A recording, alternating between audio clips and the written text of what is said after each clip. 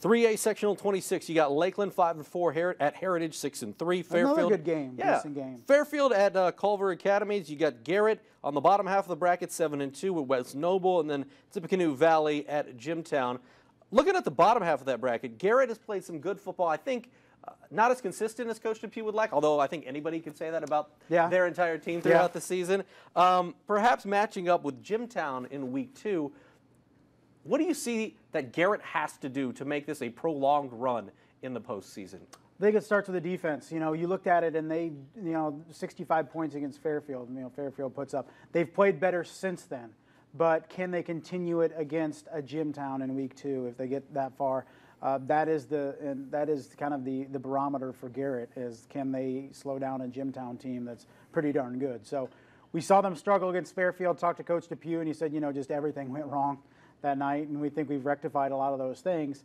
They looked good week 8 and 9, and now we'll see if they can continue it into the postseason.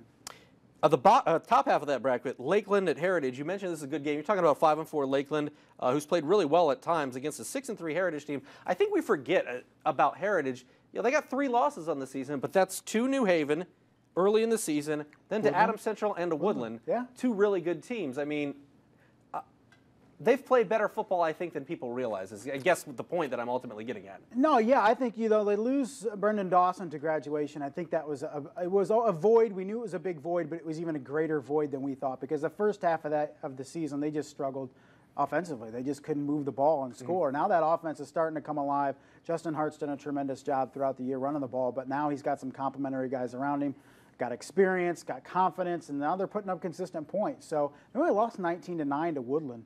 And that was when their offense was really struggling. So that team has a lot of confidence right now. That was a team I thought, maybe looking toward next year, because they were playing so many young guys. But Dean Lehrman's did a tremendous job with that team this year and peaking at the right time. It's always a good idea to get a roster full of Kanapkis. I think that's really the crux of everything when you're out there. You got to get a bunch of Kanapkis if you want to win football games.